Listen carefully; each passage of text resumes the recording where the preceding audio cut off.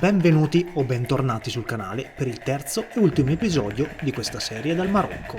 Nel corso di 4 viaggi nel paese negli ultimi 2 anni e mezzo ho visto un po' di tutto, ma non ero ancora stato nella capitale e penso di aver trovato la città che più mi è piaciuta, forse al pari di Chefchaouen e Asilla, che però sono piccoline. Quindi mettetevi comodi, godetevi la città più bella del Marocco e buona visione! Buongiorno dalla capitale Rabat. Questo è il nostro Riyadh e adesso andiamo a vedere la vista dalla terrazza prima di esplorare la città.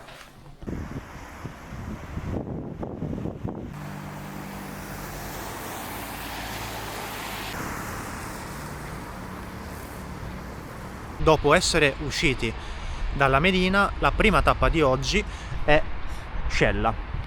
Si tratta di una città prima fenicia, poi romana e poi merinide. Il sito romano si chiamava Sala Colonia, mentre la necropoli islamica venne costruita a partire dal XIV secolo. Il sito viene soprannominato anche la città delle cicogne, perché ce ne sono un bel po'. Tra l'altro sentite il loro rumore con il becco.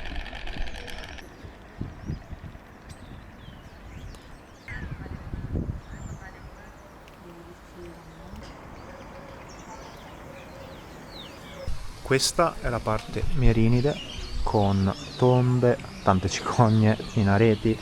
Qua c'è il giardino. Non c'è un grande meteo, devo dire. Piovicchia un po', però siamo sull'oceano, è normale.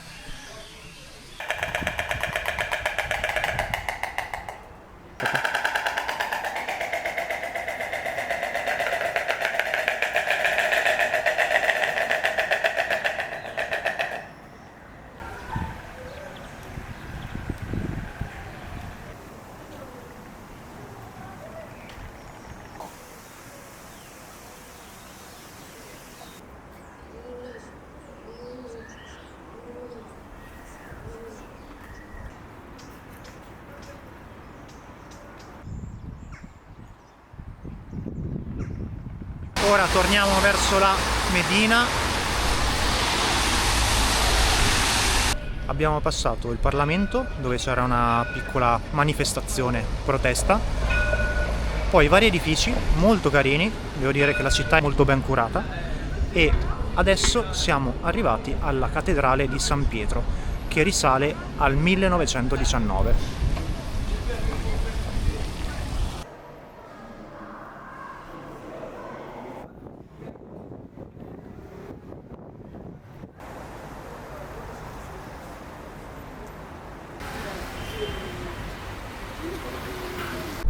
Siamo arrivati alla torre di Hassan, è uno dei simboli non solo della città, ma di tutto il Marocco.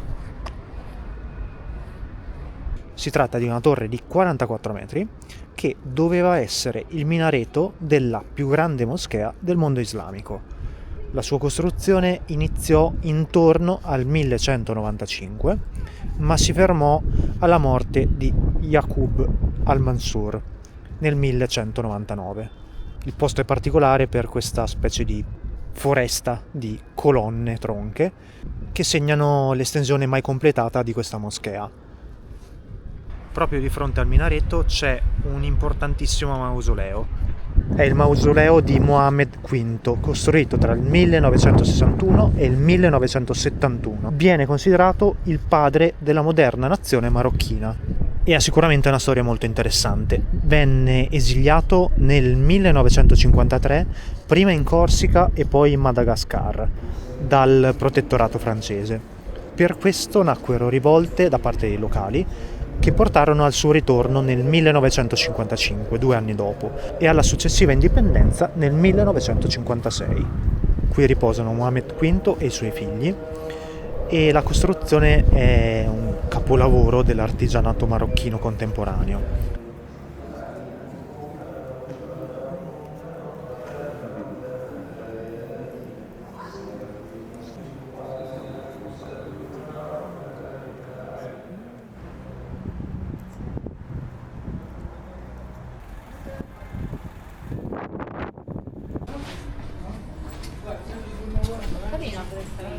Ora siamo nella Mellah, che è l'antico quartiere ebraico, ma passiamo tutto per andare a vedere l'ultima cosa che ha un orario di chiusura praticamente, prima di esplorare per bene la Medina.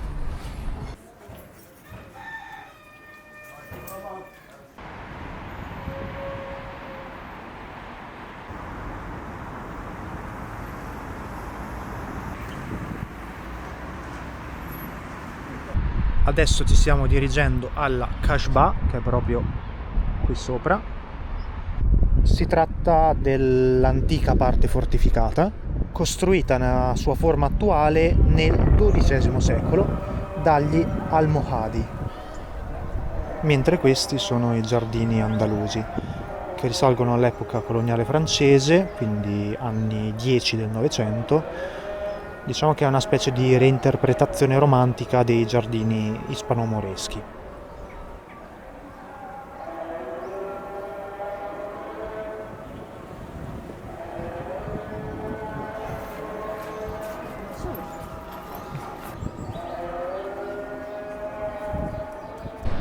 L'oceano è veramente molto marrone, ma fino un bel po' in là, Chissà se è collegato ai disastri che ci sono stati in queste settimane più a nord, in verità, rispetto a qua dove siamo ora. Giusto per contestualizzare, da fine gennaio a metà febbraio si parla di più di 190.000 persone evacuate per causa delle alluvioni nella zona di Larash, città che tra l'altro ho visitato l'anno scorso e mi è piaciuta molto. Purtroppo il Marocco non è nuovo a questi disastri. Adesso siamo arrivati nella Medina, finalmente, e dovrebbe essere una delle più autentiche in tutto il Marocco. Sicuramente non caotica come diciamo quelle di Marrakesh, poi i negozi per i turisti ci sono, però appunto molto più autentica di tante altre. Le mura che la circondano risalgono prevalentemente al XVII secolo, quando furono rinforzate in epoca corsara.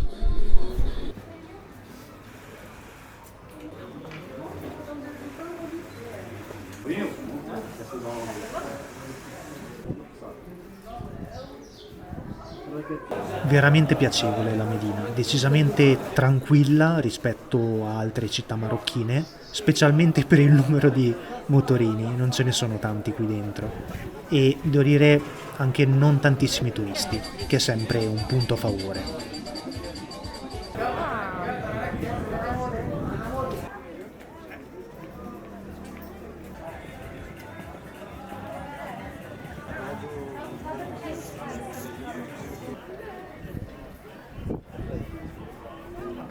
Ultime ore di questa giornata passata nella capitale e ultimi giri nella Medina, città che mi è piaciuta parecchio, forse la mia preferita in Marocco. Detto questo, sono arrivato alla fine di questo video, io vi ringrazio di essere rimasti fino alla fine e vi do appuntamento mercoledì prossimo, sempre alle 18, da un'altra parte del mondo. A presto!